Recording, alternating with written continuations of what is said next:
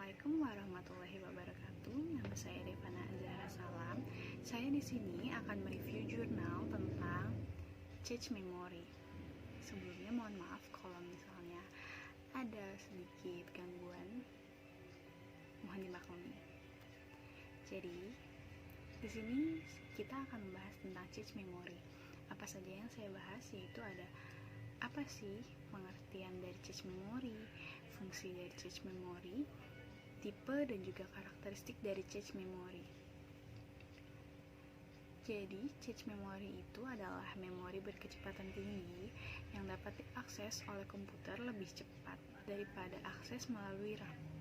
Pada awalnya, change merupakan memori terpisah dari prosesor sistem dan tidak selalu termasuk dalam chipset. PC awal biasanya memiliki memori cache dari 16 KB hingga 128 KB.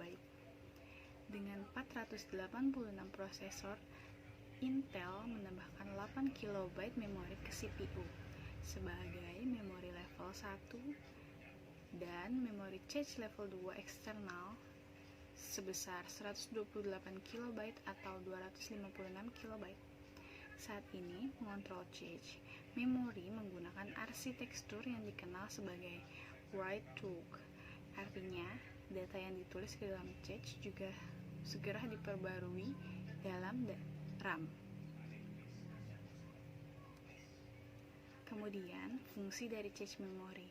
Fungsi dari change memory itu salah satunya itu adalah mempercepat akses data pada komputer. Nah, karena change menyimpan data atau informasi yang telah diakses oleh suatu buffer, sehingga dapat meringankan kerja prosesor. Lalu, kemudian kita akan membahas tipe dari change memory. Change memory itu terbagi menjadi dua bagian, yaitu ada primary change dan juga secondary change. Nah, primary change ini terletak pada chip prosesor dan berukuran kecil. Memori ini juga disebut dengan memori level 1. Sedangkan secondary change itu terletak di antara primary change dan sisa memori yang biasanya terletak pada prosesor chip. Di chip prosesor, memori ini juga disebut sebagai memori level 2. Nah, karakter dari change memory ini ada 8 karakter, yaitu ada pertama location, capacity, unit of transfer, access method, performance, physical type, physical karakteristik, dan organization. Kita bahas satu-satu ya. Jadi di sini ada location. Location di sini ada 3 kemungkinan lokasi perangkat memori dalam sistem komputer. Yang pertama itu CPU, yang kedua internal, dan ketiga adalah eksternal. Dan capacity itu ada 2 tipe, ada yang word size dan number of words. Yang ketiga adalah unit transfer. Unit transfer adalah jumlah bit yang dibaca atau dituliskan ke dalam memori pada suatu waktu.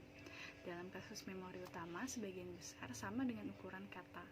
Dalam kasus memori eksternal, unit transfer tidak terbatas pada ukuran kata, seringkali lebih besar dan disebut sebagai balok. Kemudian selanjutnya ada access method. Access method ini adalah karakteristik dasar dari perangkat memori. Ada 3 jenis metode akses. Yang pertama, random access, serial access, dan semi-random access.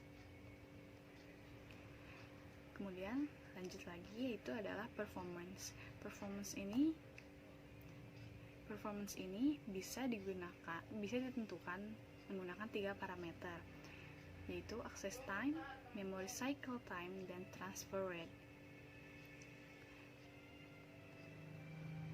Physical type ada 2 tipe fisik memori. Yang pertama adalah semiconductor dan permukaan magnetik.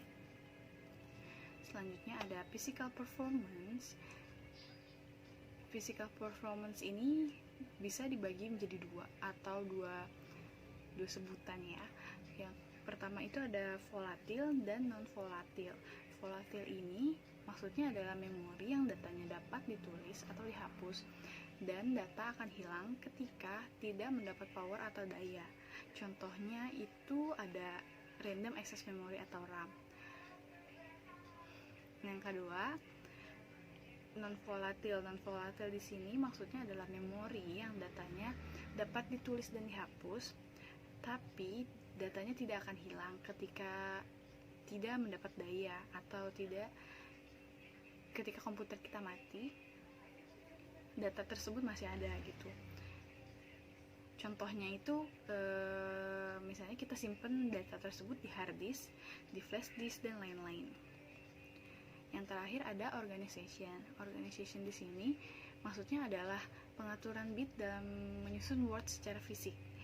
Dan organisasi ini terbagi menjadi dua, erasable dan non-erasable. Erasable ini maksudnya data tersebut bisa kehapus gitu. Contohnya seperti RAM. Dan non-erasable itu data yang tidak dapat dihapus. Contohnya itu adalah ROM. Jadi cache memory itu sangat penting ya, karena cache memory merupakan, menurut saya, adalah salah satu yang berperan penting dalam digunakannya komputer. Dan cache memory ini kan juga berkecepatan tinggi, jadi lebih mempermudah kita dalam menggunakan komputer. Jadi kita lebih cepat mengakses datanya gitu. Jadi cukup sekian presentasi dari saya. Kurang lebihnya mohon maaf. Assalamualaikum warahmatullahi wabarakatuh.